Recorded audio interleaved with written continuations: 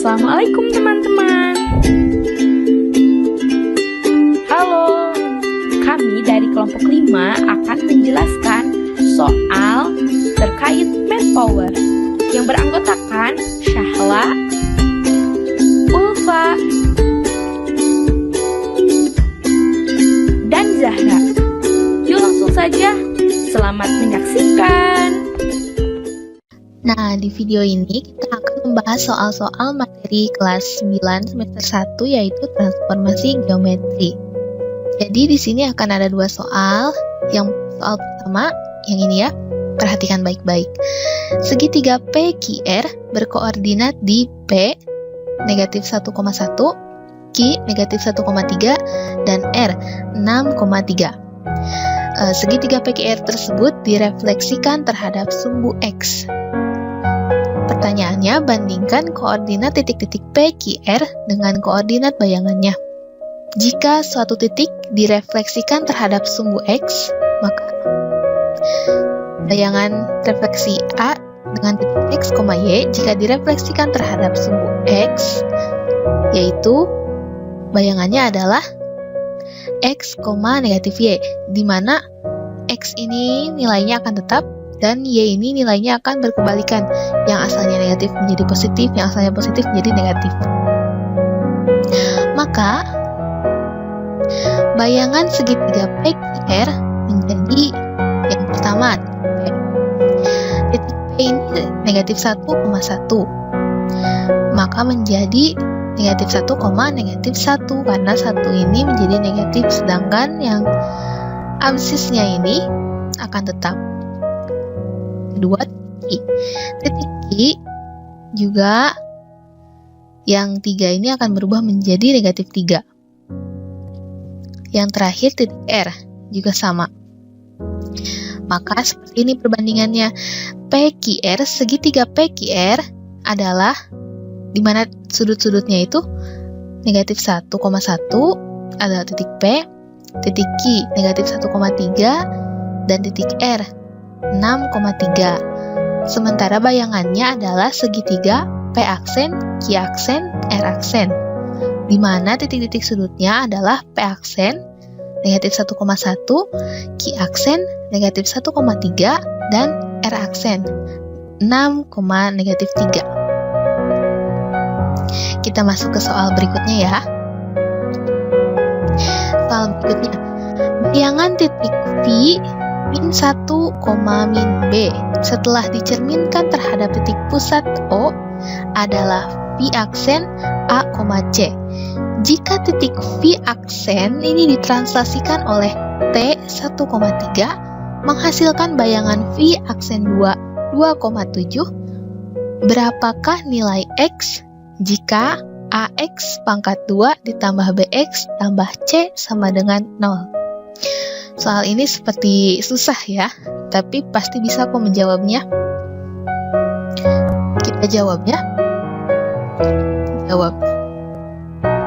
Pertama-tama, titik V dicerminkan terhadap titik pusat O. Nah, bayangan refleksi A, X, Y terhadap pusat O adalah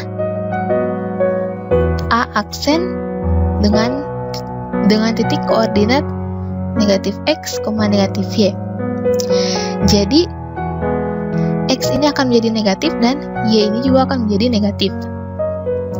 Maka, titik V yang asalnya negatif 1, negatif B akan menjadi negatif 1, ya berarti 1, dan negatif B, berarti B. Setelah itu diapakan lagi? Ditranslasikan kan oleh T 1,3. Sebelum kita mentranslasikan, di sini kan kita ada data bahwa setelah dicerminkan maka bayangannya A, C. Nah, tapi di sini kita dapat bayangannya 1, B. Maka ini bisa menjadi persamaan. V 1, B, V aksen 1, B sama dengan V aksen A, C. Berarti kita dapat nilainya dong. A sama dengan 1, C sama dengan B. Di sini A kita sudah dapat yang akan nanti disubstitusikan ke sini. sedangkan C sama dengan B, tetapi kita nggak tahu C itu berapa, B itu berapa. Yang pasti C dengan B ini nilainya sama. Kita lanjut ke translasinya ya. Nah, bayangan translasi jika ada titik A dengan koordinat X, Y, maka ditranslasikan terhadap T, M, N, maka bayangannya adalah tinggal digeser ya. X digeser sejauh M, berarti ditambah, dan Y digeser sejauh N, berarti ditambah juga. Maka bayangan V1, B adalah V aksen 2, 1 ditambah T-nya itu kan 1,3, berarti yang awal ditambah 1, yang terakhir ditambah 3. 1 tambah 1, B tambah 3, atau 1 tambah 1 itu kan 2. Sementara B tambah 3 itu ya B tambah 3. Setelah itu, kita di sini ada data bahwa V aksen 2 adalah 2,7. Maka nilai yang kita dapatkan 2, B tambah 3 sama dengan 2,7. Dimana 2 sama dengan 2, betul tidak? Betul kan? Lalu B tambah 3 sama dengan 7. Kita uraikan B tambah 3 sama dengan 7. Masing-masing ruas kita kurangi 3 ya, supaya 3 di sini hilang. B tambah 3 kurangi 3 sama dengan B. 7 dikurangi 3 sama dengan 4. Maka B sama dengan 4. Nah, karena di sini C sama dengan B, maka C juga nilainya adalah 4. Sekarang kita sudah dapat nilai A 1, B 4, dan C juga 4. Kita tinggal substitusikan ke sini. Jadinya AX pangkat 2 ditambah BX ditambah C sama dengan 0. A-nya itu 1.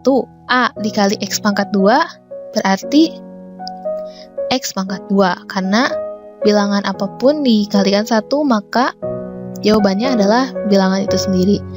Lalu B dikali X, B-nya itu 4. 4 dikali X sama dengan 4X. Lalu C-nya itu 1. C-nya 4, maaf. Jadi X pangkat 2 ditambah 4X ditambah 4 sama dengan 0. Ini kita faktorkan. Masih pada ingat kan? Cara memfaktorkannya tidak perlu dijelaskan di sini ya. Karena seharusnya masih ingat materi bab sebelumnya, yaitu bab 3 ya, bab 2 ya. Maka didapat X itu negatif 2. Nah, soal yang ini terlihat rumit karena banyak variabelnya dan ada hubungannya dengan materi sebelumnya, yaitu materi tentang persamaan kuadrat. Jadi, tanpa melupakan materi sebelumnya, kita sudah mengerjakan soal yang kedua ini. Terima kasih telah menonton video mentor kami dalam sikap self-efficacy. Dalam video ini yaitu bahan ajar berbasis ICT oleh kelompok 5. Dan jangan lupa untuk terus berlatih soal matematika SMP MTS ya. Terima kasih, sampai jumpa di video kami berikutnya.